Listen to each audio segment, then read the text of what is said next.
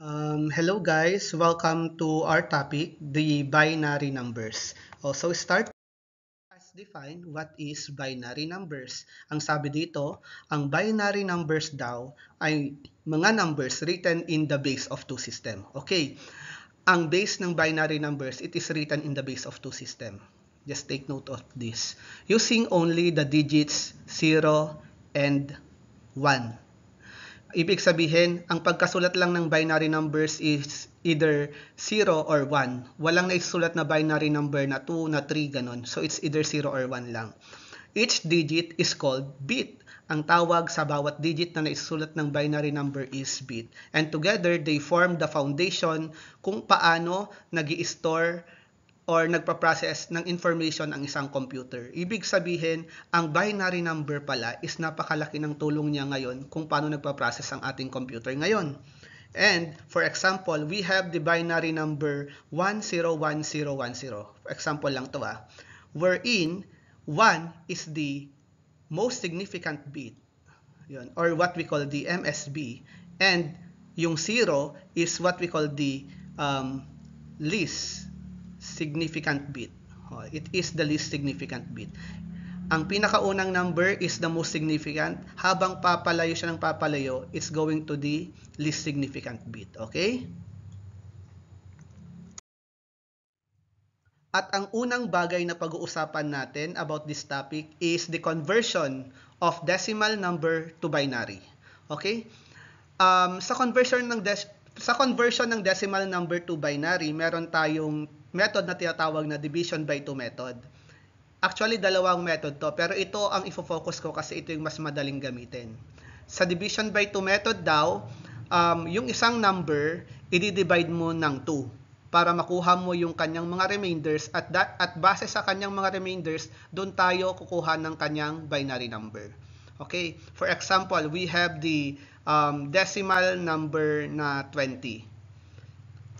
Ang gagawin daw natin, we are going to divide by the 20 by 2. At syempre, pag dinivide mo yung 20 sa 2, it is equal to 10. At syempre, wala siyang decimal, wala siyang remainder. Kasi exactly, nade-divide ang 20 ng 2. Okay? Wala siyang point something. Ngayon, ipupunta natin yung 10 dito sa baba. At i-divide ulit natin siya by 2. 10 divided by 2 is equal to 5. Wherein, wala din siyang remainder kasi exactly kapag dinivide mo ang 10 sa 2, meron tayong 5. Pero since 5 ang nakuha natin dito, sa next part, dito sa baba, 4 na lang ilalagay natin. Kasi, for sure, magkakaroon ng remainder ito. Kasi, it is an odd number. So, ilalagay natin dito ang 4, i-divide natin siya sa 2, which is equal to 2. And since 5 yung original number niyan, magkakaroon tayo ng remainder na isa. Okay? Ngayon, ang 2, ipupunta naman natin sa baba.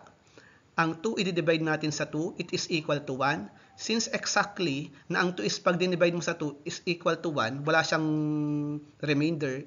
Ang remainder niya is 0.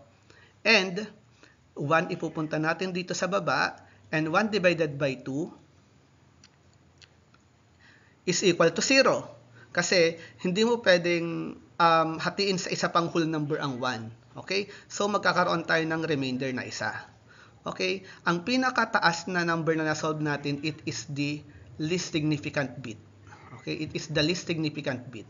At ang itong number na na-solve natin sa pinakababa is the most significant bit. Ibig sabihin pala, kapag kinuha natin yung binary number from these remainders, we are going to write it from the bottom going to the top. Okay?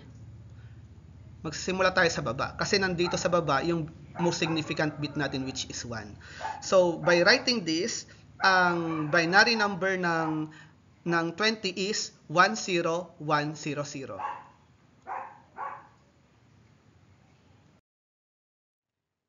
And next thing na pag-uusapan naman natin is converting binary to decimal. Kung kanina is decimal to binary, ngayon binary to decimal naman. We will use as example ulit yung nakuha natin kanina. Okay? This 10100 is equal to 20, di ba? Kaninang nag-convert tayo from 20 to binary. Ngayon, gagawin naman natin, ibabalik natin siya sa 20 na decimal number. So, di ba sabi sa definition kanina ng binary, ang base ng binary is 2.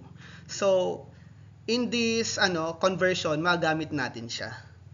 Ang una daw natin kailangan gawin is isulat natin itong binary number na ito na magkakalayo. Medyo magkakalayo. Yan, 10100. And sa baba niya is isulat natin yung base na 0 and starting from the least significant bit, i-erase natin siya sa exponent na 0. And to the second least significant bit, is i-erase natin siya sa 1. So, papataas yung exponent niya, kagaya nito. So, okay, base of 2 lahat, nakasulat siya sa base of 2 and papataas yung power, yung exponent niya. Okay. So, ibig sabihin, kapag may mas marami pang binary numbers dito, ibig sabihin mag 2 raised to 5, 2 raised to 6, ganun pa tayo. Pero since hanggang dyan lang, so hanggang 2 raised to 4 lang tayo. Ngayon, ang gagawin natin is, hanapin na lang natin yung may makatapat na 1. Yan, hanapin natin yung may makatapat na 1. Bakit? Bakit ba? Kasi ang gagawin kasi natin, kunwari itong 2, i-raise natin sa 0. Okay, 2 raised to 0 is equal to 1. And after raising to 0, i-multiply natin siya sa katapat niyang number sa taas. Since 0 ang katapat niyan, it is automatically 0. So, hindi din lang natin siya magagamit. Okay?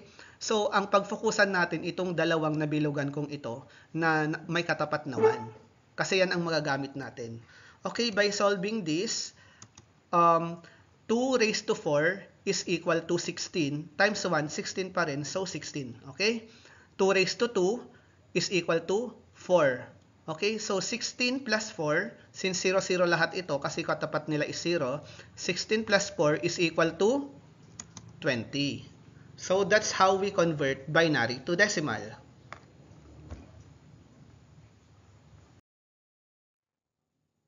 Okay, mag-a-add naman tayo ngayon ng binary numbers. For example, we have 10100 plus 1010. Pero bago natin gawin yan, muna tayo ng simple examples. Okay? Kunwari pag-aadin natin ang 1 and 0. 1 plus 0 is equal to 1. In binary, addition ng binary. And 0 plus 0 is equal to 0. And 1 plus 1 is equal to, hindi naman pwedeng 2. Okay. So, sa binary number, 1 plus 1 is equal to 10. Okay?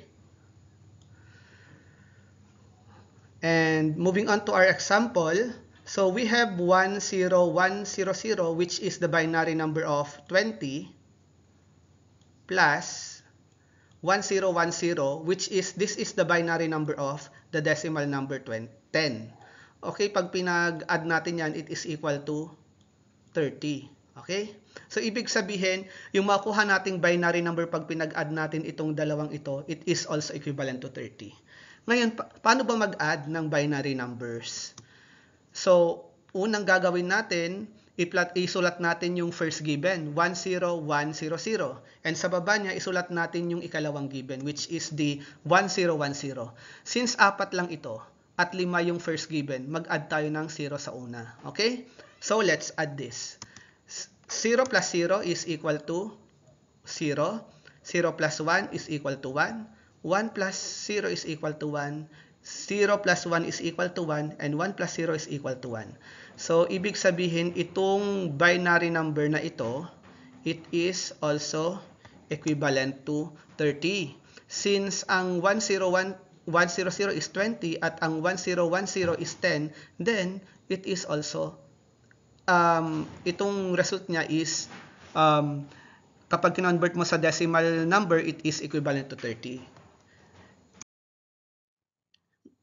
Ngayon, ipoprove natin na ang 1110 na nakuha natin is equivalent to 30.